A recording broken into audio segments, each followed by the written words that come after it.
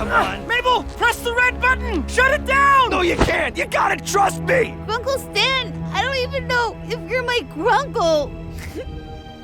I want to believe you, but... Then listen to me. Remember this morning when I said I wanted to tell you guys something? T-minus 20 seconds. I wanted to say that you're gonna hear some bad things about me, and some of them are true. But trust me, everything I've worked for, everything I care about, it's all for this family. Mabel, what if he's lying? This thing could destroy the universe! Listen to your head! Look into my eyes, Mabel. You really think I'm a bad guy? He's lying! Shut it down now! Mabel, please! 10, 9. Grunkle Stan, 6, 5. I trust you. Hello, everyone, and welcome back to Pining for the Falls, the podcast where, you gotta trust your grunkle. I think if there's one thing we could say, it's trust your grunkle. He'd never steal you wrong. Never. I'm Fire Princess Lily, and I am joined, as always, it's been a while since I've done the Stan voice. That was bad. I'm Fire Princess Lily, and I am joined, as always, by my good friend, Doc Sea Monster. Hey, Doc, how you doing? Just fine. Just fine. All right. What have you been up to since we last talked? Let's see. Finished off WandaVision. Good show. I got my second COVID shot. Nice. Very good. Looking forward to going back to the movies. Yeah. Godzilla vs. Kong gonna be good. Wait, what? I'm hoping. Godzilla vs. Kong is gonna be good. I'm hoping. We can only hope. We can only hope. Been watching some anime when I have spare time. Been watching Welcome to the Demon School of Ruma. Nice. That's a pretty fun show. Started watching the new season of Slime Reincarnation. Nice. Also very good. Very good.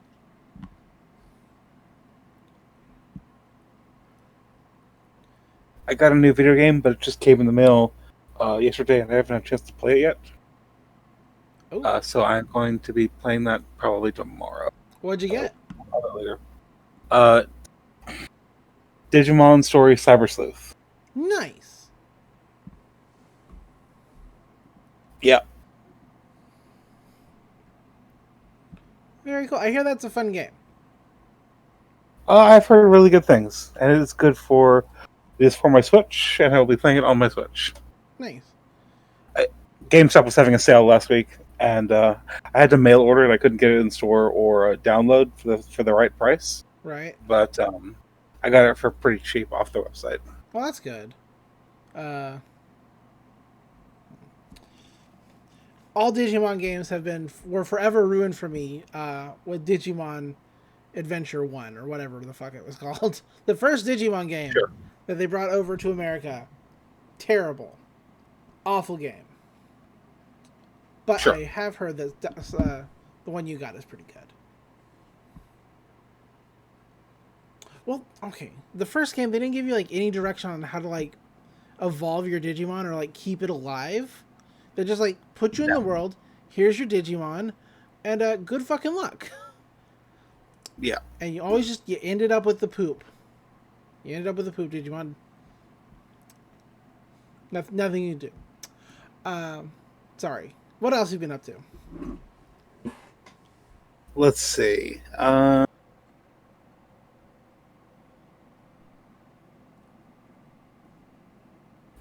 about it. That's it? Otherwise, just work, Yeah. I know that feeling.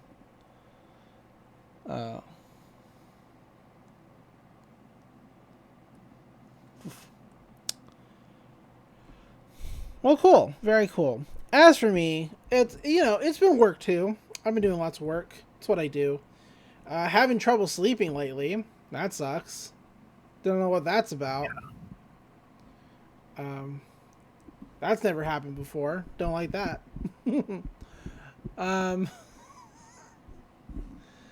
Well, I'll like sleep, then I'll get up to like use the bathroom, and then my brain's like, "Oh, you slept, so it's time to just be up now." It's like, "Oh, no." My brain's like, "Yeah." So there's that. That's fun. Yeah. Started streaming on Twitch, just playing Cyberpunk.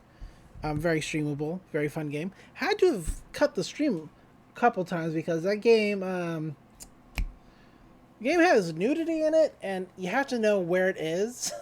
Like, I can imagine somebody playing that game for the first time, streaming it, and being like, "Oh no." Oh yeah. So that's fun. That's that is what it is. I don't think anybody's watching me, and you know what? I'm fine with that. It's just something to do. Yeah. Let's see. I tried streaming once. Didn't go well. Oh, But, well, I can't see if anybody's saying anything rude to me because I'm just in the game. So, but as far as I can tell, none of I have no chat activity whatsoever. So, yeah. Did you hear that? Milo Yiannopoulos is back in the news. what did he do this time? He's now claiming that he's ex-gay, that he was only gay to upset liberals. Good for him. I don't care. He only pretended to like gay sex just to make us angry. Well, good for you, dude. What a fucking dirtbag. Sorry. Oh, speaking of dirtbags, Piers Morgan can't take any kind of criticism, otherwise he has to quit. What a fucking douche. Like, look, I'm in an age gap relationship. I'm in an age gap relationship where my wife is 10 years younger than I am, and you know what? I love my wife. I love my wife a lot, but there are times where that makes me uncomfortable because I'm like, it doesn't look good. I know that I haven't done anything wrong, but age gaps in general, large age gaps, they look squicky, and I get that.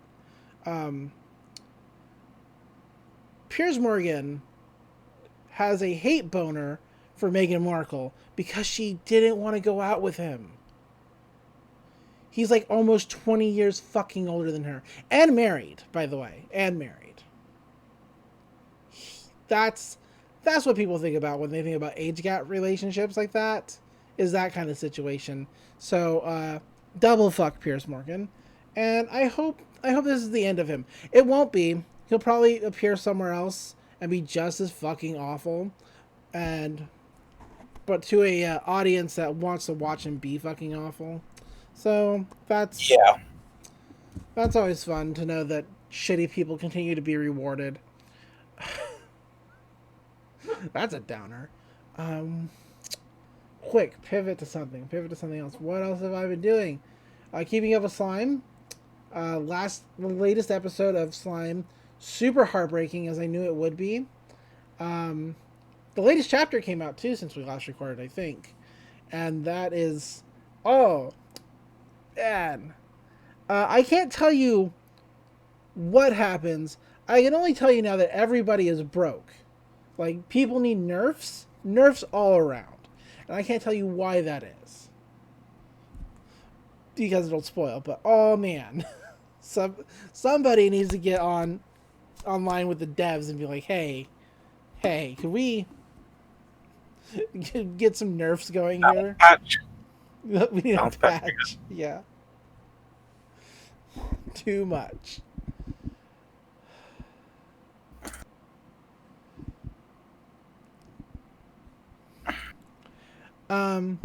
What else has been going on? Wrestling's been going on. Of course, wrestling's been going on.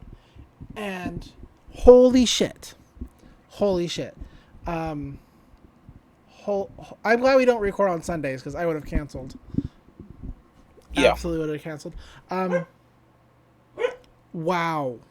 That was because AEW had Revolution, and I know you don't care about this. You do not care about wrestling, and I continue to bring it up.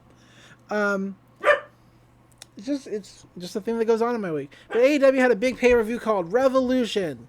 It is to them, according to them, it is their WrestleMania. I don't think that's accurate. I think Double or Nothing is closer to their WrestleMania. But fine, whatever. Revolution is still cool. I can't think of any other big WWE pay-per-views to like compare it to. Like, this would be more applicable. So whatever. Royal Rumble. Sure, yeah. I could see Revolution being their Rumble. Yeah, why not? Okay. Yeah. And some really cool things happen.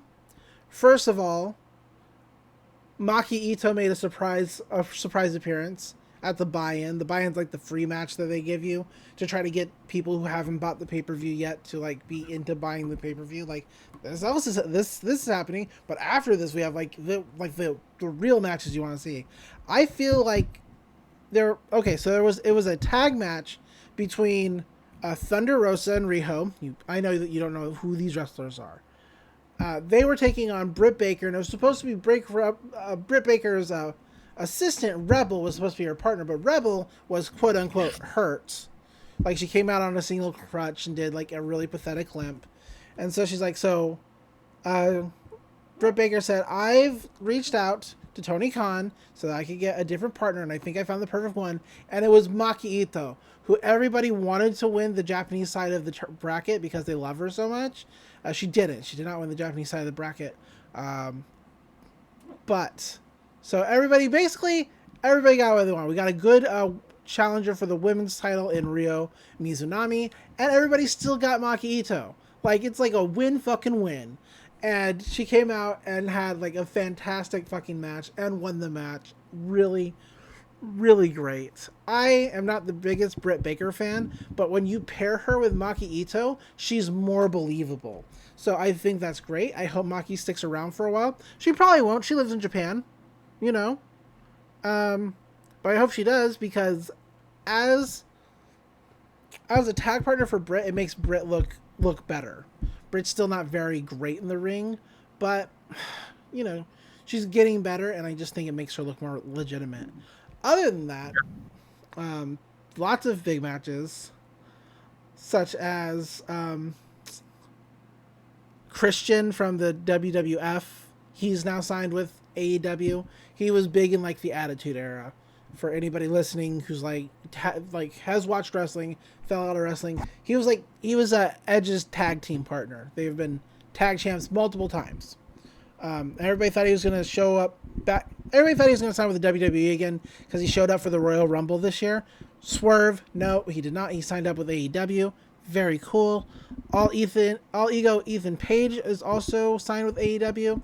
He's not like as big as Christian, but he's still a cool guy. Sting had a really great match.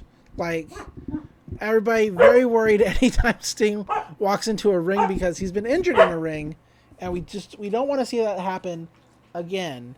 But that his street fight, really good. Of course, they can shoot that like a cinematic, so like they can like set up, do a thing, everybody takes a break, and then they set up and do like the next thing. That's how cinematic matches work. So, but you piece it all together, so it's like one thing. Very, very good. Very good. Darby Allin's fucking nuts. I've never seen somebody do an elbow drop from 2 stories up onto somebody else, through a wooden board, and down into the story below them. That is a 4-story drop. It's stupid. I mean, the boards and stuff, slowed the fall, so they're okay. They're all alive. But, insane. Insanity is what that is. He's gonna get himself killed one of these days. It'd be very sad. But the big thing that everybody's talking about from Revolution was the exploding barbed wire deathmatch, which we've talked about before. And the reason they're talking about it is because it was a really great match. Super great match. Right up until the end. And I think the match is fine, even with the way it ended. But people are just talking about that ending, and I mean, sure. So, I know that you don't know anything about exploding barbed wire death matches, other than the small information that I've given you. The ropes are replaced with barbed wire. The barbed wire is charged and electrified, so when you touch it, it explodes. There are landmines, quote unquote, all around the ring that if you fall onto, they also explode. But the big thing is that the ring itself is set on a timer, and the timer cannot be stopped. And when that timer hits 0, the entire ring is supposed to explode. It's supposed to be huge, big, just gigantic, big as fuck, right? Right. So there was a timer. Kenny Omega wins the match. He was always going to win this match. Jon Moxley was never going to win the match. It's just like a good feud, a good opponent to have this kind of match with, especially since Kenny Omega won the title from him in the first place.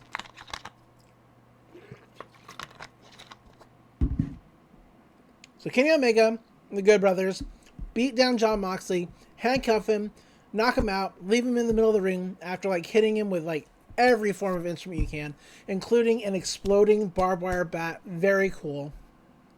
And then the timer starts counting down, and the commentary is going nuts. Like, oh my god, everybody needs to get out of the ring. It's so dangerous. Get out of the ring, get out of there now. And Kenny, the Good Brothers, they leave. They drag the ref Bryce Remsburg out of the ring as well, and everybody clears the fucking ring because now it's too late to get Jon Moxley out of there. It's like the timer's going, down, down, down. And Eddie Kingston runs out. Eddie Kingston and Jon Moxley had a big rivalry last year where basically Moxley's like, hey, you were my friend for a long time, and now you're like trying to hurt me, and I'm real sad about this. I miss my friend, and I will beat my friend back into you if I have to. And the feud ended in an I Quit match that was pretty brutal, which left Jon Moxley choking Eddie Kingston out with like a sleeper hold with barbed wire wrapped around his arm. That's the only way he could get Eddie to quit. Like, very good match. Top quality match. But Eddie Kingston came out with his group, the Butcher and the Blade, and he directed them to go help him get Moxley out of the ring. But they're like, nah, we're not here for this, and they left. But Kingston ran into the ring, tried to get Moxley to wake up, and the timer's going down, and the commentary is going super fucking nuts because it's so dangerous. The ring's about to explode. So Kingston puts his body over Moxley, and it's perfect. The emotions are high, the tension is high, and then the timer hits 0. And the ring posts turn into sparklers, and there's like the smallest puff of smoke for the explosion. And I know you haven't seen these kind of matches before because you don't watch wrestling, but generally when the ring explodes, it's a big explosion. There is like smoke everywhere. It looks like woolly fuck. Like it could be dangerous. Somebody could actually be hurt. But this was not that. And the commentary is selling it like it was the biggest explosion they'd ever seen in their life. Eddie Kingston is still on top of Moxley, like he's survived the biggest explosion in his life. And it's bad. It doesn't look good. It's very sad. Nobody's happy with the ending, including Kenny Omega, who proposed the match. This was a mistake. 80% of the pyro did not go off, so that's why they did not have a big explosion. Yeah. So but the match itself was good. I was at the edge of my seat until the ring post turned into sparklers and there was basically no explosion. I thought, oh, they're sparking up. Oh, it's like fuses. I get it. That's cool. That's different. And then no, it was not.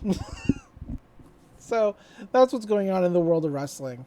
Other than Maki Ito having another match tomorrow night, which is awesome. Yeah, nothing really else going on.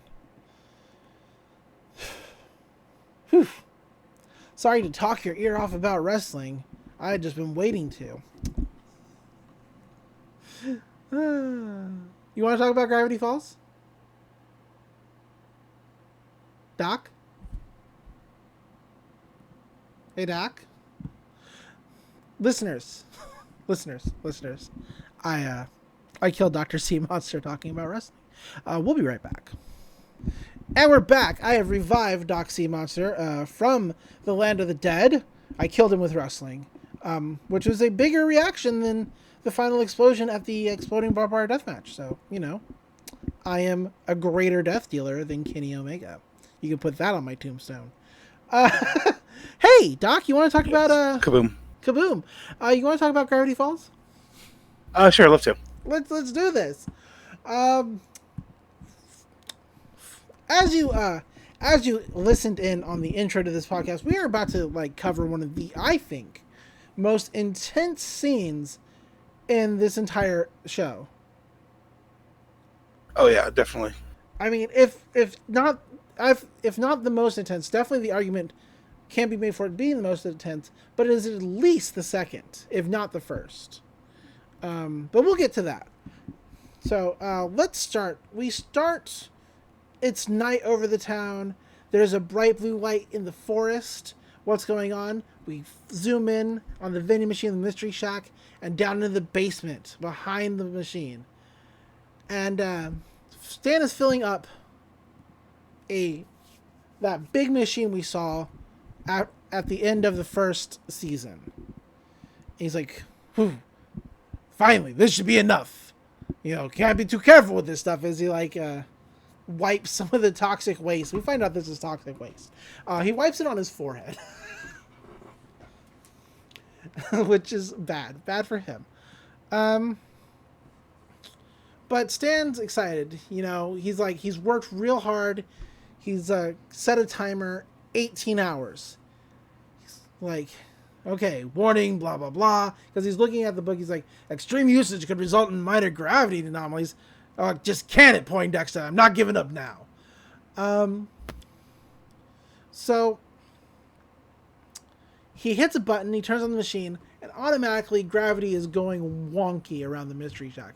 We see gompers and a boat and cars in the junkyard all floating. Things are just floating everywhere because gravity has stopped working. We cut over to the twins who are also floating, and then they all just fall down. And Stan's like, it's going to be a bumpy ride, but it'll all be worth it. He pulls out a watch. He sinks his watch. And he's like, just 18 more hours. Finally, everything changes today. And the wind blows through the cavern he's in, closing the #1 journal. And we go through the credits. Skipping the credits. Yeah. So Stan, not a smart guy, but he's managed to get this weird machine running.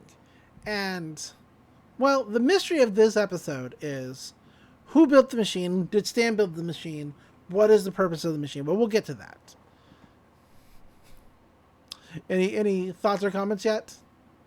Not at the moment. I really do like the way they set it up. It's like this is like the big mystery of the entire series. Yeah. So after the credits, we cut in on the hallway on one of the hallways in the Mystery Shack, and Mabel's like, Dipper, come on, you gotta see what I found. So I was opening random doors because I'm a creep, but then I found something amazing. And he's like, is it worth waking up at 7 a.m. for? She's like, yeah, check this out. She opens a closet door, and she has found all kinds of fireworks. And these have some of the best names I've ever seen for fireworks. One's called Poor Choices. We have Cop Collars, the Lawsuit Maker, and the Heart Attack. You also have a Smoky Joker. That's fine. Ones that just say boom and blam, kapow. You know, but it's a box of fireworks. What could be more fun as a kid? I just like some of these names. The Lawsuit Maker has a rainbow on it, which is amazing to me. As it should be. As it should be. But Mabel's like, bro, we're both thinking it. And like, yeah, crazy rooftop firework party, they say at the same time. And that's when Grunkle Stan was like, he's like, not so fast, kids. There's no way on earth you're setting off those dangerous illegal fireworks. without me, they're like, yeah. So they're on the roof. They're having ice pops, lighting sticks of dynamite, and it's just setting off these crazy fireworks. Mabel's holding one that just says "boom" on it, and Grunkle Stan lights it for her. He's like, here you go. Set something on fire for you, Grunkle Stan. And she points at this guy, claiming to be a god of destruction. It goes off, and the explosion's so big, it blows back like their umbrella and empty pop cans. I said pop cans. God damn it. Soda cans. Terrible. I've been living in the north too long. That's the problem. Anyway, the police walk up. They're like, hold on a minute. You have a permit for those? To which Grunkle Stan says, do you have a permit for being a totally lame? And they all start laughing. And Sheriff Love's like, well, I can't argue with that. And he just walks away. He's like, carry on. Like, this is best. Grunkle says, yeah, but seriously, though, we should probably clean up this mess. We unzoom, and everything's on fire. And Mabel's like, with water balloons? To which Grunkle says, yeah, I don't see why not. So now the twins are throwing water balloons. Dipper throws one, and it just hits the ground and doesn't burst. It's pretty good. It's a good gag. As Mabel pelts him right in the face. Grunkle Stan says, this is what Saturdays are for. Doing dumb things forever. The twins say, yeah, dumb things forever. As they dive into a pile of water balloons, splashing water everywhere. And Mabel's like, to Grunkle Stan, not just a great uncle. Dipper says, yeah, the greatest uncle. And they both hit him with water balloons. Grunkle says, like, all right. I tell you, it's unnatural for siblings to get along as well as you do. And Mabel's like, oh, don't worry. We've got plenty of summer left to drive each other crazy. Grunkle Stan makes a face like, yeah, plenty of summer left. Hey, kids. There's something that I should tell you. It's complicated. The twins are just looking at him very confused. Like, what? Get on with it. He's like, I'm going to go refresh my soda. He walks away to the other side of the house. He's like, enjoy it while you can, Stan. They're going to find out sooner or later. But today's the day. That's when a laser pointer, a laser dot, is on top of his hat. His fez. And he says, what is that, a ladybug? And he tries to get rid of it. And then there's a lot of lasers on him. He's like, oh no. That's when the government shows up, tackles Stan, and they're like, target secure, take the house. The twins are like, oh my gosh. As all these special forces run up and they're like, kids are secure, roof team go. There's a helicopter. They rappel in. They're like, secure, clear. One guy jumps through the window where the kids, in the kids' room, rolls, catches Waddles, and says, pig secure. We have secured a pig. And You gotta secure the pig. and then they put him behind police state. Very sad. Poor Waddles. There are just a bunch of special forces. And he's like, and they're leading Stan to an SUV. He's like, hey, hands off, you stooge. I don't understand. What did I do to award this much arresting? That's when the government agents from the zombie episode, who we saw at the end of the last episode, walk out from the forest. And there's like, the government guys? I thought you guys got eaten by zombies. One of them says, we survived, barely. I don't know what the balding one's name is. But he says, I used Trigger here as a human shield. He cried like a baby. To which Trigger says, hey, wait, not in front of the special ops guys. God. This is when... What is this guy's name? Is it like Trapper or something? It's like Trigger and Trapper, I think. Additional voices. Dara Pines, Agent Trigger. Agent Powers. There we go. Got it. Boom. Agent Powers says, this is security footage of a government waste facility. He's holding up like an iPad. At 0400 hours last night, someone robbed 300 gallons of dangerous waste. And Girl's like, what? You think that was me? He's like, don't play dumb with us. He's like, but I am dumb. Last night I was restocking in the gift shop. I swear. Mabel says, come on, you guys got the wrong guy. Our uncle may shoplift the occasional tangerine, but he's not some evil supervillain. Agent Power says, listen, kids, I've been watching your family all summer, and I've seen disturbing things, but nothing as dangerous as what your uncle is hiding. Somewhere hidden in this shack is a doomsday device. And the twins are like, what the, what? Agent Powers tells Agent Trigger to take the kids, and he's going to go interrogate the old man. He's like, sorry to break it to you, kids, but you don't know your uncle at all. And he walks away. Agent Trigger points to the twins. One of the special ops guys takes Mabel's ice pop, saying, ice pop, clear. And Mabel's like, what? No, hey, it's mine. They leave the twins away, and then the guy takes a lick of the ice pop. They put the kids in the back of a police car, which is weird because later they're going to be in an SUV. So do they take the police car and then transfer them to a different vehicle? Is this an animation error? What do you think? Maybe not an animation error, but like definitely Continuity error. like in terms of like set dressing and stuff. Yeah. Grunkle Stan looks out his window and says, kids, you gotta believe me. For once, I'm actually innocent. Kids! And he gets driven away. They get driven away. Then Wendy's walking up to the Mystery Shack. She's singing a song about heading to work. She gets there and she sees all the agents. She's like, or maybe not. And she turns around. Pretty good. Nice small gag.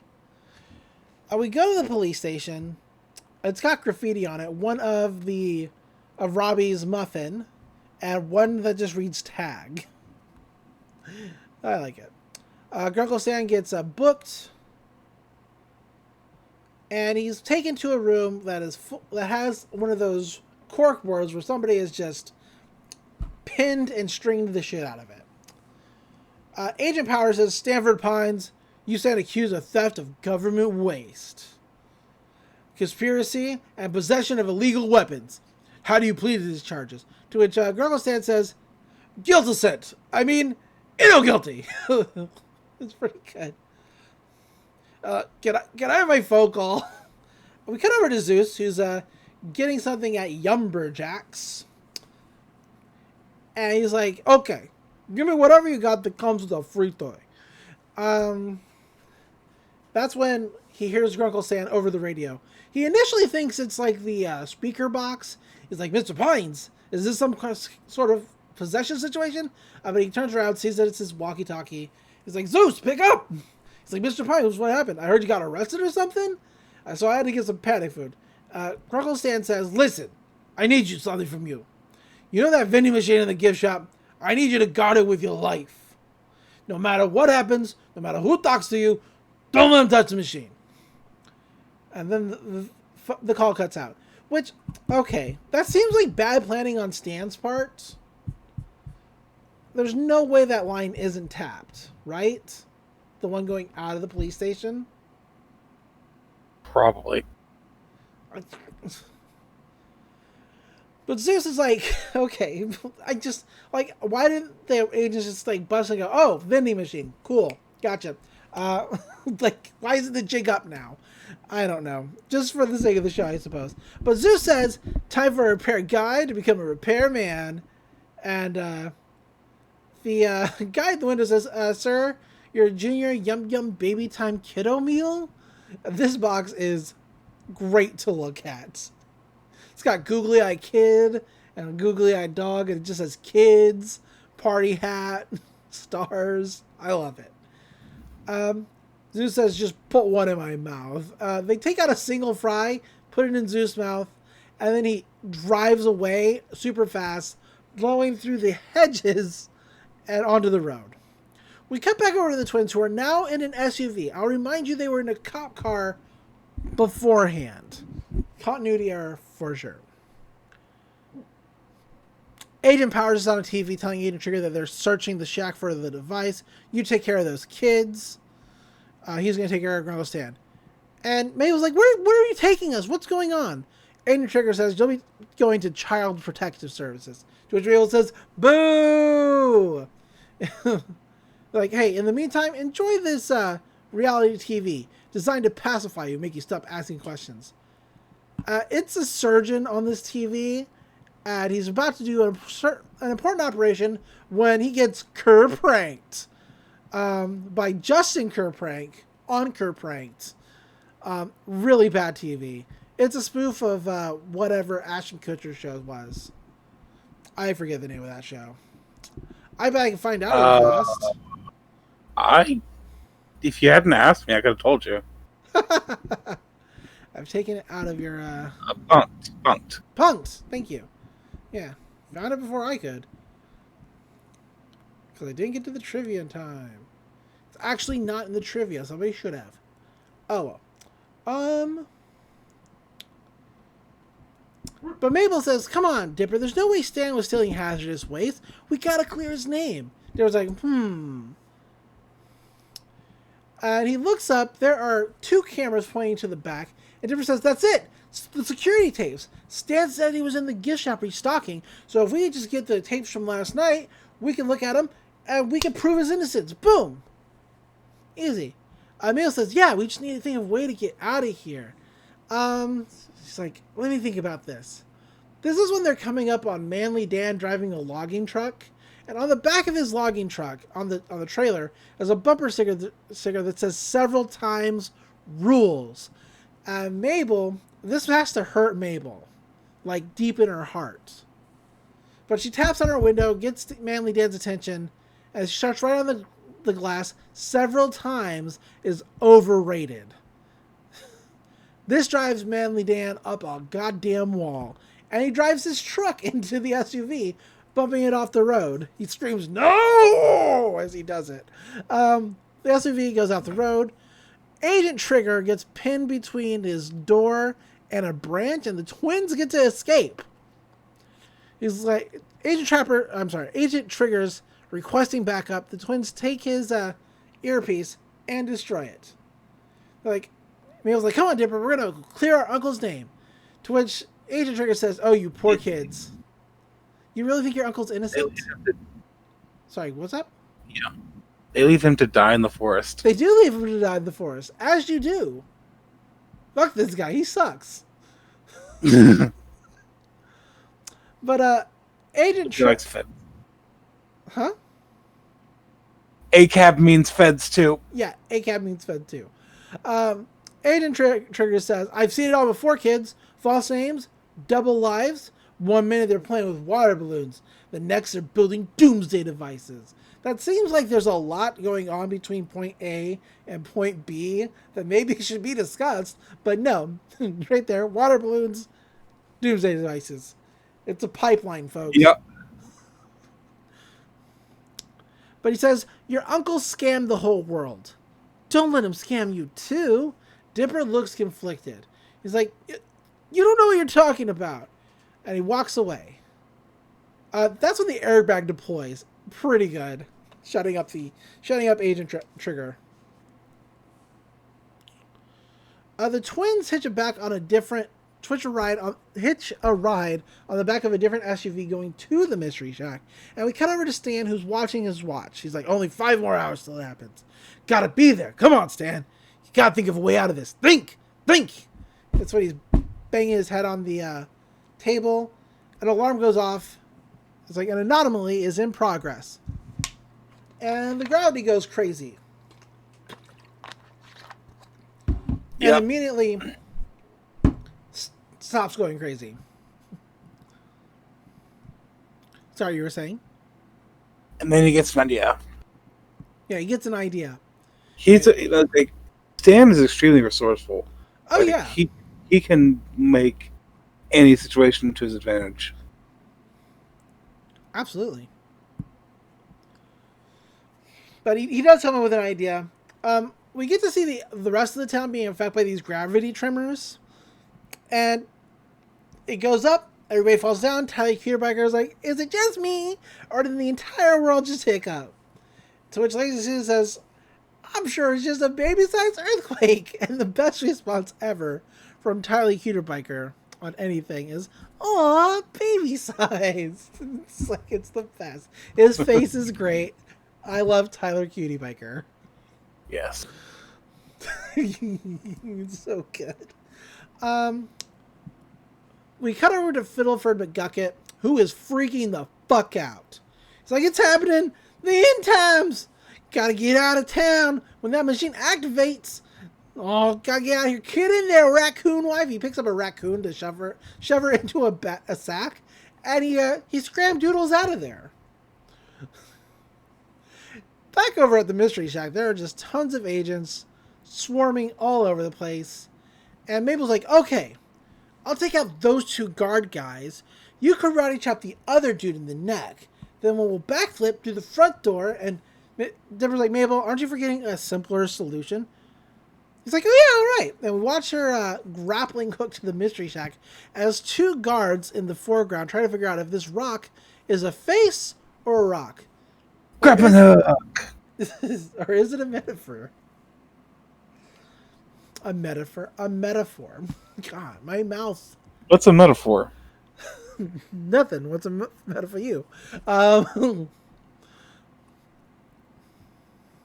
That's not the right joke, but it worked for me. Did it though? It did. I liked it. I'm laughing. I forget how the actual punchline goes. What's a metaphor? Nope, got it. Got nothing. Anyway, moving on. Fuck. Twins. They are ziplining to the Mystery Shack. Nobody looks up. They're sneaking around, trying to get to Grunkle Stan's office, and they do. They open it up, and start looking around. Like, okay, if I were Grunkle Stan, says Dipper, where would I hide those surveillance tapes? And they start looking around, filing cabinets, and Mabel notices that one of the horns on the antilabbit is crooked. To which Dipper says, don't you mean jackalope? And she's like, no, that can't be right. She messes with the horn. A wall panel turns around, showing the camera system and all the tapes. I'm like, yeah, score. Oh, look, here it is. The exact tape we need. It's in the VCR from last night. They turn it on, and it opens up on Zeus doing the worm on the camera, and Mabel and Wendy are like, go, go, go. Dipper looks very disappointed in Mabel, and she's like, what? Somebody yelled wormy dance. We had to. It's like, fast forward. They fast forward to 6:45 p.m. They're like, look, there he is. Stan's restocking, just like he said he was. This proves he's innocent. Yeah, the date just last night. This is perfect. Yay. 6:50 p.m. Stan exits the Mystery Shack. 7:30 p.m. He's not there. 8 p.m. He's not there. And Mabel's like, maybe he's just going to the bathroom outdoors, like nature intended. Fast forward to 5 a.m. Somebody is walking in a hazmat suit, and they have barrels of waste. A barrel at the very least. To which Mabel says, "Don't panic. That could be anyone in the suit." Then we cut back over to a bunch of barrels in the Mystery Shack, and one's been dropped on this mystery figure's foot. To which he yells, "Ah! Hot Belgian waffles! Wait a minute. I'm alone. I can swear for real. Son of a..." Dipper shuts off the tape before he can really curse. That's a good gag. I like that gag. Yeah. Dipper says, no, that is him, all right. Mabel's like, for a series episode, there's a lot of good gags with that in over the course of this one. Oh yeah, absolutely. That's one of the reasons I enjoy this show so much. Is even like the serious episodes have like some really great jokes in them. But Mabel says, okay, so maybe Stan stole some toxic waste. Who hasn't? Doesn't mean he's living like a double life. Dipper finds a box, and he's like, I'm not so sure about that. Inside the box are all kinds of passports and identifications. We have one for Stetson Pinefield, Hal Forrester, Andrew 8-Ball Alcatraz. These are all fake IDs, Mabel. You wouldn't need these unless you're trying to hide your real identity. But why would Stan do that? Mabel picks up a old newspaper, reads it, and it says Stan Pine's dead. Mabel looks like totally shocked. She hands it over to Dipper, who's like, what? Stan Pine's dead? Foul play suspected? Fiery car crash? Brakes cut? By who? Dipper pulls out another piece of newspaper, and it's got a picture of what looks like Grunkle Stan. It's probably Grunkle Stan. It says, unnamed grifter at large. He's like, who would write that? Why would you call him unnamed? Unless Stan isn't Stan? Both the twins look at a picture of Grunkle Stan in horror, because they are just like, what's going on? We cut down to the sub-basement, and the timer is now at 15 minutes, 54 seconds, and counting down. Dipper is just like pacing back and forth in the office. They've got all the passports, newspaper clippings, IDs strewn across the floor. And Dipper's just like, who have we been living with this whole time? This doesn't make any sense. Mabel says there has to be some explanation. Maybe we're getting Kurt pranked. Yeah, Jesse Kurt Prank's gonna jump behind one of these plants any minute now. She points to the plant. She's like, any minute. Justin?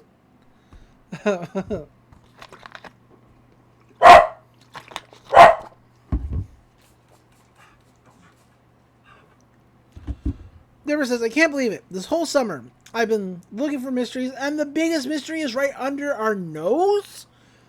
Mabel's like dumping out the box. She's like, come on, there's got to be an explanation, a real explanation. She picks up a piece of paper that says secret code to the hideout. It's got A, B, C on one side, and a empty space on that same side. And it's got 1 empty space, 3 empty space. Dipper takes a look at it, and he's like, let me see that. He's taking a look in his in the journal at, like, codes. It's like A1BC3. I've never seen a code like this. And Mabel's like, wait, I have. It's a vending machine. We cut back over to Stan, who's looking at his watch. It's at 13 minutes, 9 seconds, and counting. He's panicking.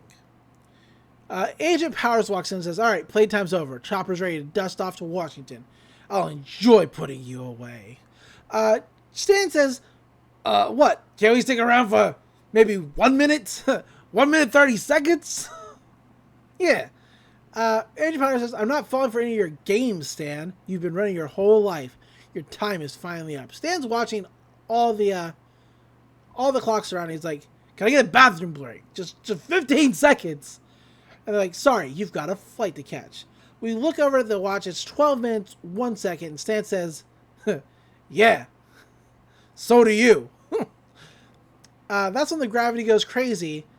Stan kicks the floating table to 2 of these agents, knocking them across the room. Everything is spinning. He hits Agent Powers with his own body, busts the chair, grabs the key with his hands, unlocks himself. It's this crazy, great action scene. Agent Powers is trying to tackle him, but Stan hops one of the guards, takes his wallet, throws both guards at Agent Powers, and slams the door right in Agent Powers' face just as the anomaly stops. In the background of the scene, Sheriff Blubbs and Deputy Derlin are playing with a piñata. It's very adorable. Agent Blubbs is blindfolded. He's like, I'm going to get you. I'm going to get you. It's really good. The whole town is like freaking out. Stan runs up to a taxi. He's like, hey, you know where the Mystery Shack is? And the guy's like, yeah. He's like, good. Take all this money, drive as far away from the shack as possible, and don't stop when the cops start chasing you. Weird request.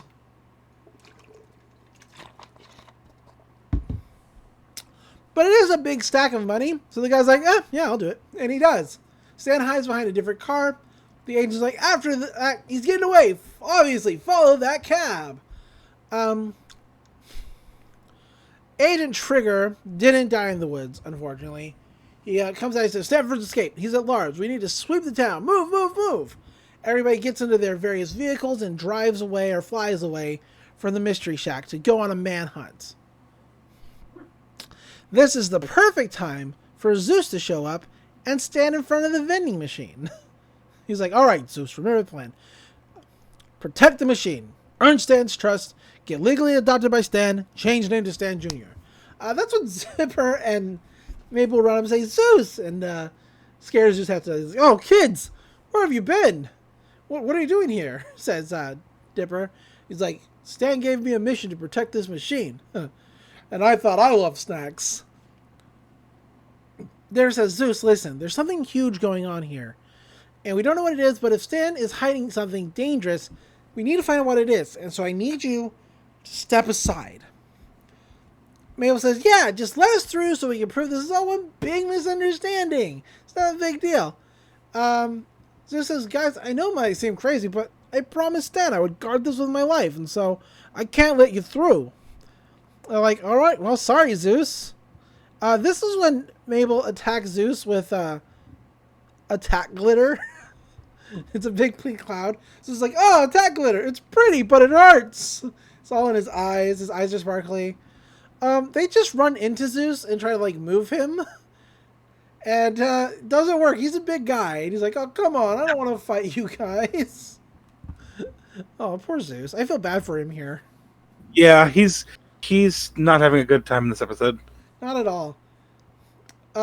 Guys, this hurts me more than hurts you. This is when Mabel is, like, kicking his face and, like, pinching his nose. He's like, seriously, it hurts way worse than it hurts you.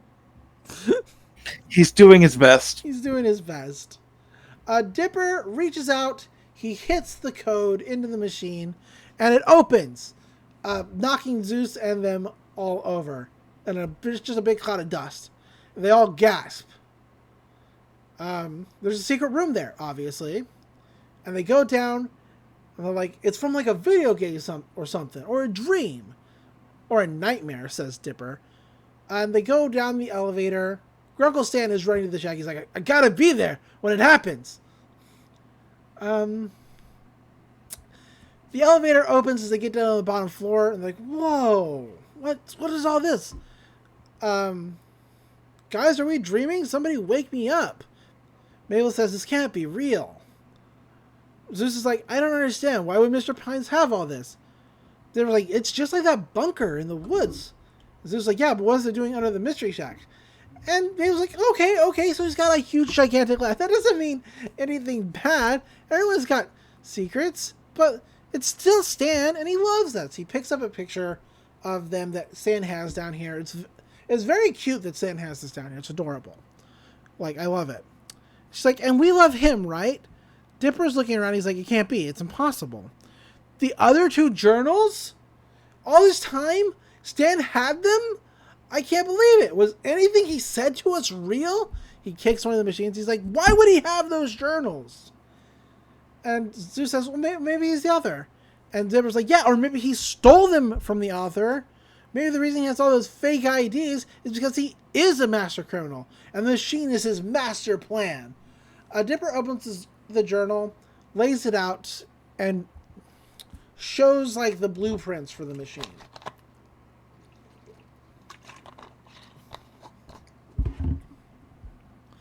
He looks under it with a black light, and there's a warning. It says, this machine was meant to create knowledge, but it's too powerful. The device, if fully operational, could tear our universe apart. I was wrong the whole time. It must not fall in the wrong hands. If the clock ever reaches zero, our universe is doomed. Total global destruction, including illustrations of the world breaking in half and people falling into chasms. Dipper reads all of this. It's very, like, dramatic.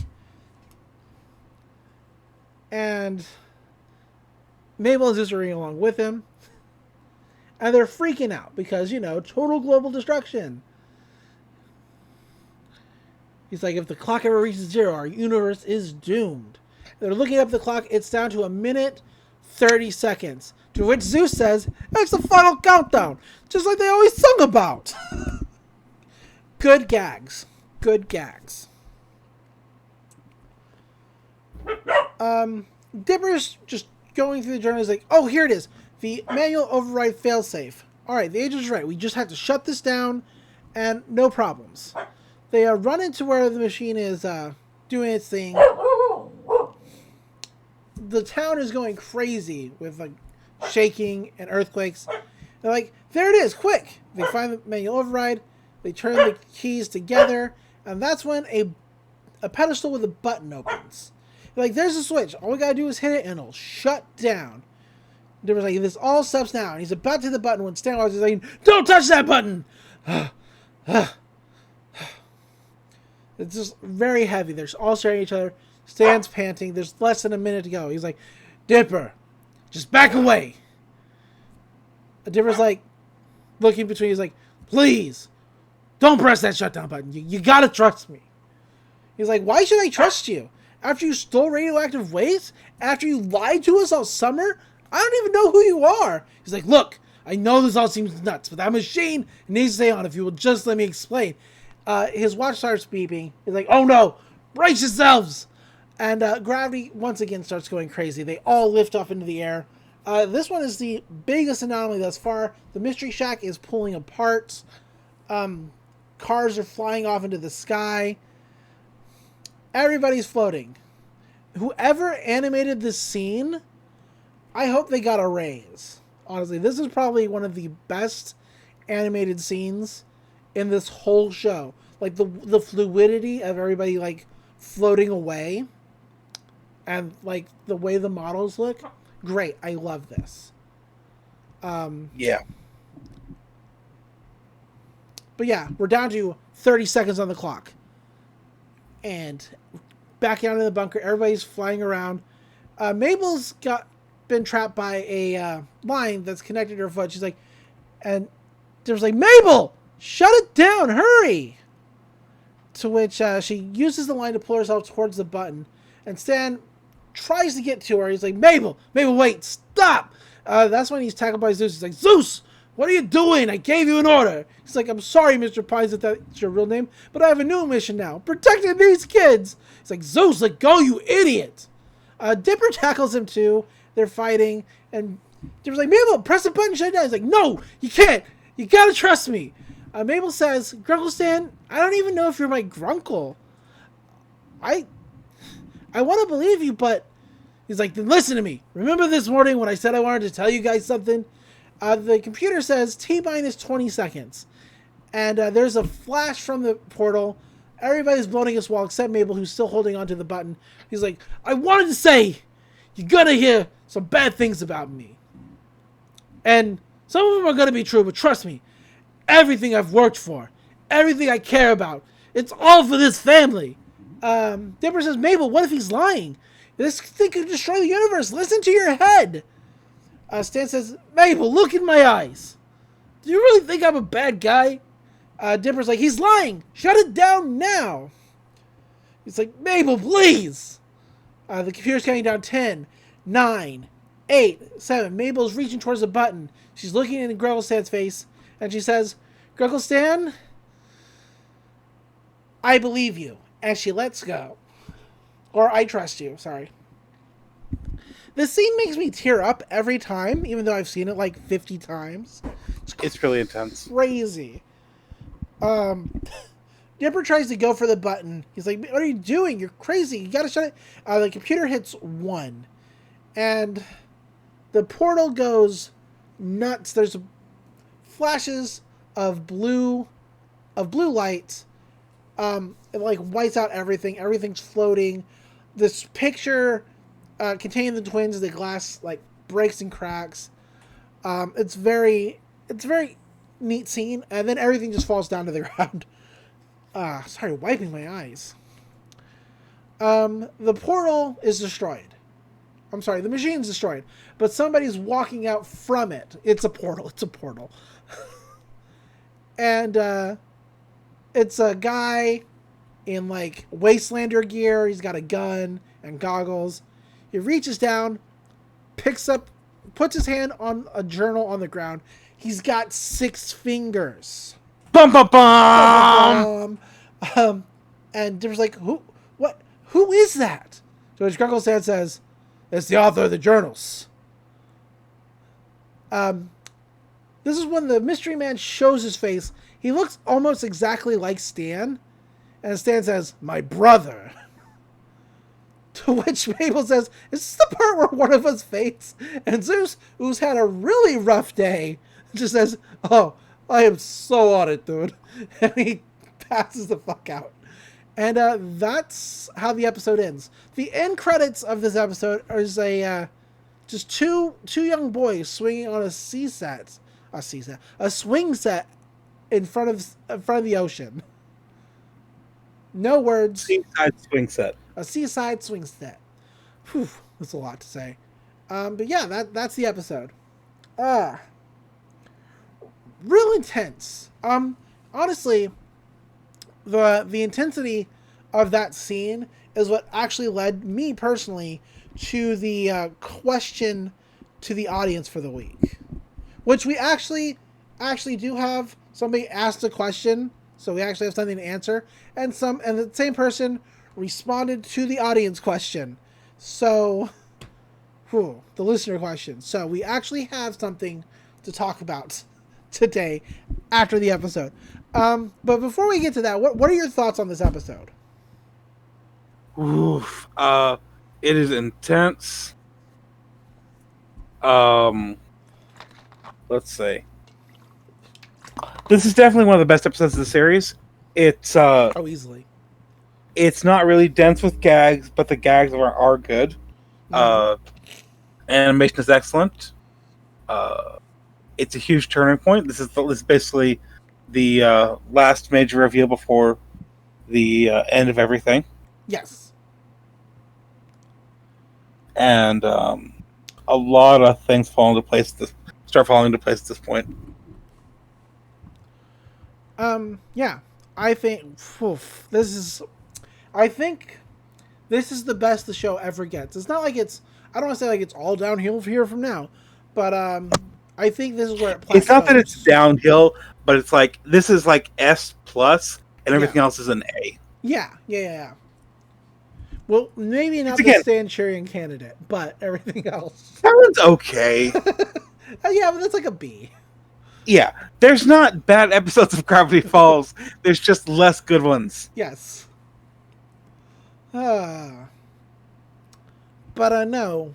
This particular scene, and it's why I chose the image I did for the question this week, the one of Mabel putting her hands up and like floating up, is because if you take a look at Gravity Falls fan art and redraws, this is the most redrawn scene from Gravity Falls ever. Sure. Period. In the whole fandom, this is what gets redrawn the most because it is like stuck with people. Which is why I asked the listener question of what moment in television history do you still think about today? Because this particular moment is so stuck in the minds of the Gravity Falls fandom that it continuously gets redrawn still. So yeah. And I thought about that really hard when I picked the scene to showcase. But on Twitter I said, "Hot Belgian waffles. Things aren't quite what they seem with Grunkle Stan. Is he actually a bad guy? Ask us about conspiracy theories, secret identities, mad science, Gravity Falls, and anything else." And somebody did ask us two questions. Suezo Beam on Twitter sent in two questions via private message. So here we go. Fair play. I had to ask her to ask us something because I was just like so frustrated, and she always likes the question post and never asks anything. So it's like you could do some work this week. Come on, give me something. At least retweet. But here's what she's asked. She says, conspiracy theories as alternate reality games tend to be used across thriller genre shows of all ages. The alternate reality game or alternate reality genre, she used ARG. Let me look. It's alternate reality game. I don't know why it's called that. Anyway, the alternate reality game seems to always be aimed at an older audience, so do you think there's a way to get the peripheral audience to self-identify by creating a game with a skill gate that would that the primary audience would have trouble meeting. Which, that's a very big worded question, and I lost the plot even reading it. Okay, so I think what they're saying is they want an ARG aimed at kids that is gonna only attract kids, and it's gonna have like features that are gonna kind of like not attract adults to it. Well, I mean, she's like, using Gravity Falls as an example, hints were often dropped in the credits for viewers to decode. Usually these were jokes, but then it's hard to foreshadowing of the show. And in the end, when the show ended, they did one last game, finding Bill's statue buried in front of him was a USB drive with Grunkle Stan, congratulating those that dug it up with a rendition of We'll Meet Again. So I'm not sure quite what she's asking here, if I have to be honest, because I am a dumb. But I think the reason like shows like this Sorry, I accidentally touched my dog and she went crazy. I think the reason that shows like this have like the big mystery element is so that they're not just for children, that like older audiences can get involved, because if mom and dad want to watch it too, it guarantees more eyes on the product. At least, yeah, starting around like the end of the 2000s, you know, in 2010, 2011, when American animation started kind of coming back to the fore, like American television animation. The shows were not really aimed. The shows were definitely kids shows, but they were written with like an older audience in mind, an older peripheral audience in mind. So you see things like Adventure Time, Friendship is Magic, Think, Gravity Falls, Steven Universe eventually. Yeah. Things that are there for kids to enjoy, but have things that were like, hey, are you a parent with a 4-year-old? You can watch this show and enjoy it too. Right. Their second question, which is also another long one. I'm not sure why. We're not like, I don't think we're like doing a deep dive of this show personally. I think we're just enjoying it and giving our thoughts on it. But these are some really deep divey questions. Here's the second one. One of the many traits of the mad scientist archetype is that they are insular due to their work, personality, or intellect.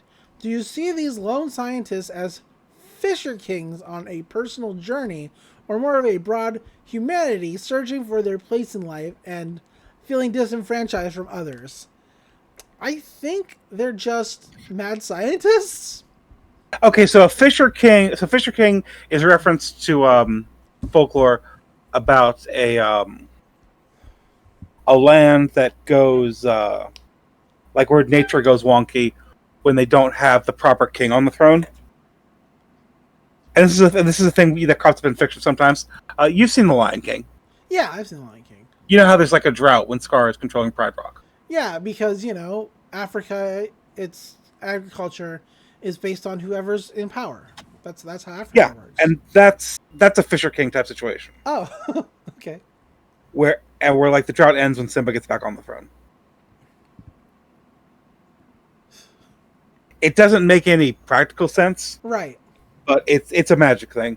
So I think what they're saying is, are these are mad scientists, do they affect the world around them, or does the world affect them? Oh. And I think why did they just say that? What? Why did they just say that? I'm dumb. I'm not gonna fault someone for being verbose. Oh, I often it's fine. I often do get a bit loquacious myself. So I think that it depends on how much focus the mad scientist character gets. Like what role they play in the story, if will define, are they affecting the world or does the world affect them? Right. No, I get it. This is the does God stay in heaven for he fears the creations he's made question. Yeah, kinda. Yeah. Okay. All right. Yes, I broke it down. I think. Let's see. Yeah. I think it's they affect the world around them. Yeah. It might be a little bit of column A and a little bit of column B, but I think if I were to place it one or the other, I think it's like they affect the world around them more than the world affects them. Yeah. That's my thought. Is that your take or?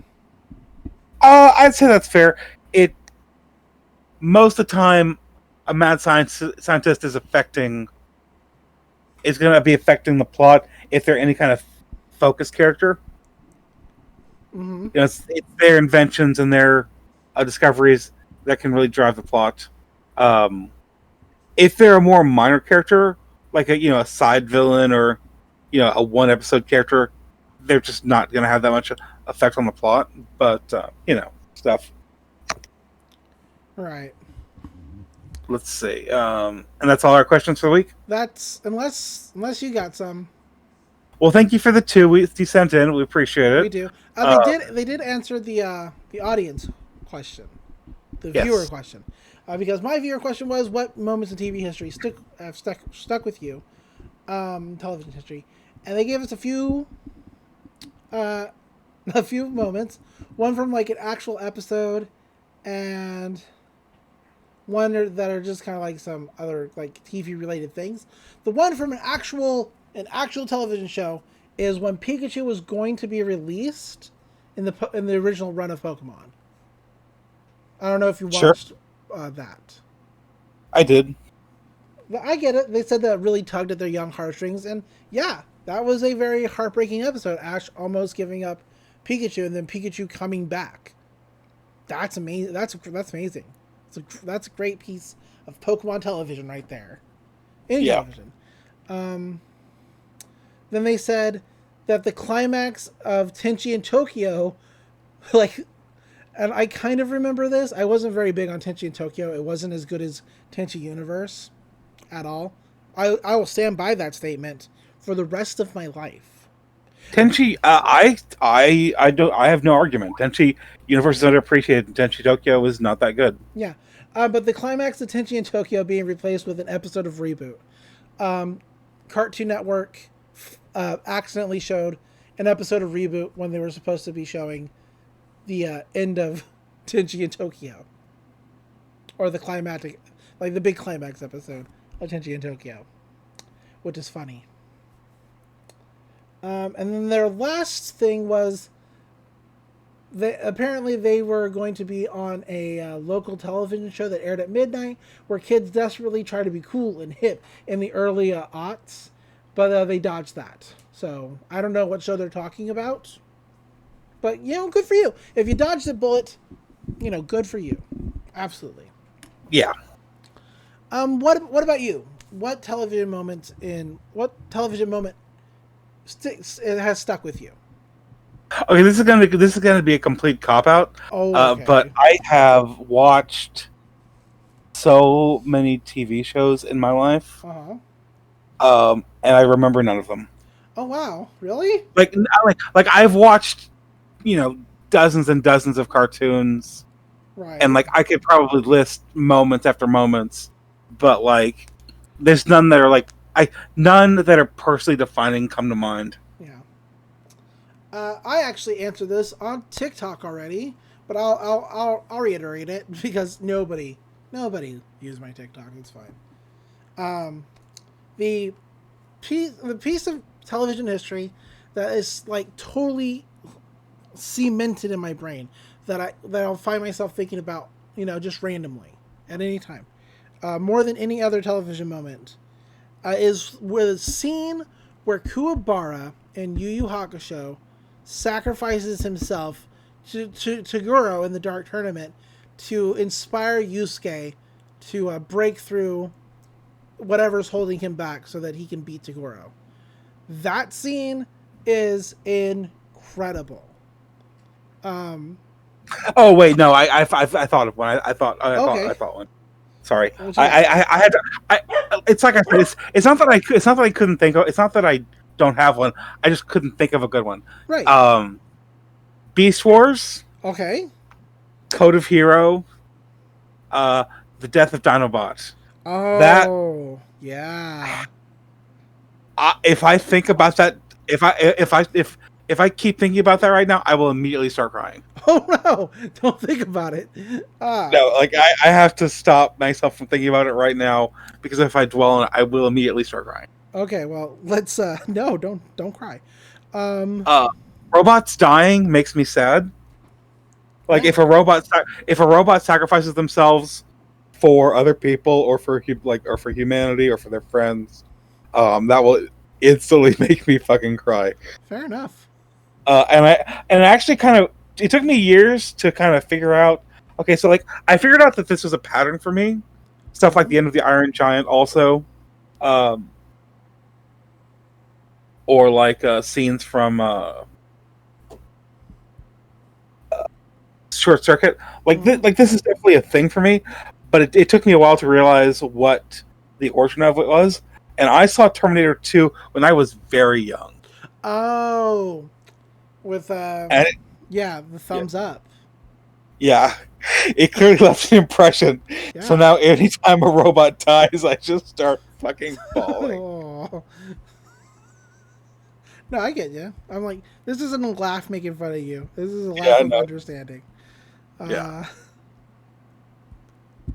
Let's see. What else? Conspiracy theories, secret identities, mad science. Yeah, I don't go in for conspiracy theories. Really, because I was gonna ask the question, what conspiracy theory did you seriously buy into? Or have you seriously bought into? You don't have to believe it now. Just at one time. I really liked the liked watching stuff about aliens and Area 51 and Majestic 12 and all that stuff when I was a kid. But I don't know how much of it I actually believed. Right. My dad tried to get me into 9/11 truther things. Woof. Sorry for that. But this was like 2003 or 2004 when it was like anti-Bush, anti-authoritarian, and not like a right-wing white supremacist conspiracy theory. Yeah. Still not a good one. But yeah, no, I get what you're saying. I think I settled on like at the time. I think I settled on not thinking that like Bush did 9/11, but maybe he like let it happen. Right. Because that almost seemed plausible. That almost seemed plausible to me. That seems plausible. One conspiracy theory I semi believe in for fun. Justin Trudeau. You've heard this one, right? No, I have not. Go on. Justin Trudeau people think that Justin Trudeau is the son of Fidel Castro. Oh, yeah, I have heard that. Because like his parents and Castro were close friends. Right. People assume they were like swinging. Gotcha. And Justin Trudeau looks exactly like Fidel Castro and nothing like his father. Well, things happen. Look, I'm not judging. Polyamory is fine, but like he looks a little too similar to Castro for it to be for it to be not suspicious. Right. For the longest time, I actually legitimately in high school believed in the magic bullet. Sure. For those listening, the magic bullet is a theory that the bullet that killed Kennedy traveled through time and killed Abraham Lincoln. Or it might be the other way around. And because there's like a lot of similarities in their death.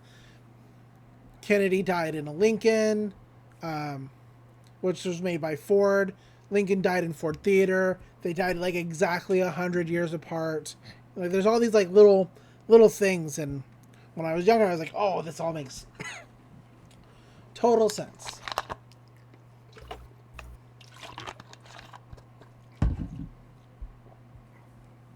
Sure. Yeah. I definitely do not believe in it now. Like, to be clear. But when I was a kid, like in high school, Magic Bullet made all the sense in the world to me for whatever dumb reason. And I think that's really the only conspiracy theory. Like, I don't think that aliens are a conspiracy theory. I think they're real. So maybe that's something I maybe for other people who don't believe in aliens, which I think is ridiculous. We have such a huge universe. How could you not believe in aliens? Anyway, maybe for other people. Okay. Do you believe in aliens? Is actually like 3 separate questions being asked at once. Okay. Do you believe in life on other planets? Is one question. That isn't that one's easy to say yes to. It's like the universe is huge and old. Life can exist in different ways.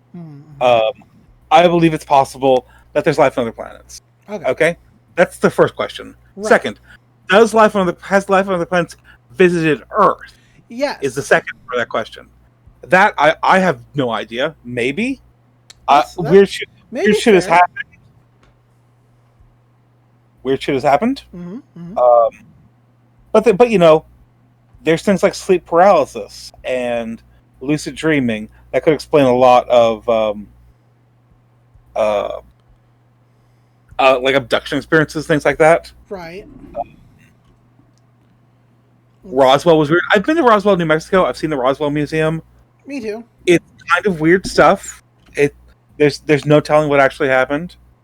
I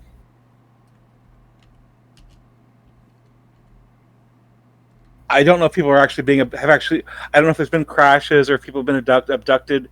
It's technically possible, but like personally, the level of technology it would take to do interstellar travel in any kind of practical capacity would put them so far above and beyond us that they'd be completely inscrutable. But there are things that have happened that I don't think can be explained any other way, like the lights above Phoenix, that phenomenon. Sure. That was witnessed by the entire city of Phoenix. So do we believe that was a mass hallucination and everybody was just like tripping out that day? Do we believe that it was some kind of weird military exercise? Which there's no way that is I don't think that the way the lights happen can be explained with military exercise, like, because we would see a similar thing happen again later, and we haven't. Yeah, it's like in Mexico City, right? Right. The lights above Mexico City is another one. Yeah. But that was a different formation pattern altogether. And so do you believe in aliens? Is actually 3 questions. Do you think there's life on other planets? Yes. Do you think life on other planets have visited Earth? Yes. And 3 is, do you think the government has been covering it up? Which, if the second is true, then the third is probably true. Yeah. But more of a less of an A than B than C, more of a B than C. Yeah. A is almost A is almost assuredly true. Has to be. If B, then C. If B, then C, for sure. Yeah. So yeah, I guess there's one conspiracy I still believe in, and that is, I believe that aliens have come to this planet, and that the government has covered it up. There's too much evidence for me personally to think that they haven't. So there's one alien instance of aliens that I'm trying to think of that happened, I want to say in like New York or Jersey, somewhere like in around there, where like over 200 people all saw like the same UFO phenomenon. And like I think like with stories like that, those kind of stories were like, because sure, a random dude in a field in Kansas, like I saw aliens, I seen them. Sure, absolutely, don't believe that guy, or do believe that guy if that's true. I don't believe necessarily that guy, like the one lone guy. No, I'm sorry.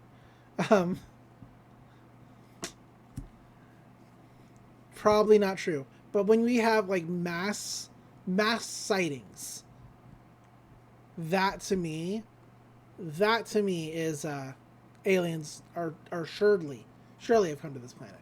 Okay, sorry, kind of lost the plot there for a second to get crazy. I don't have any questions about secret identities or anything like that, or mad science. So that's it for me. Do you have anything? No, I do not. Okay. So in that case, where can people find you online if they want to talk to you about stuff? I am on Twitter way too much. You can find me at Dr. Sea Monster. That's at DRC Monster.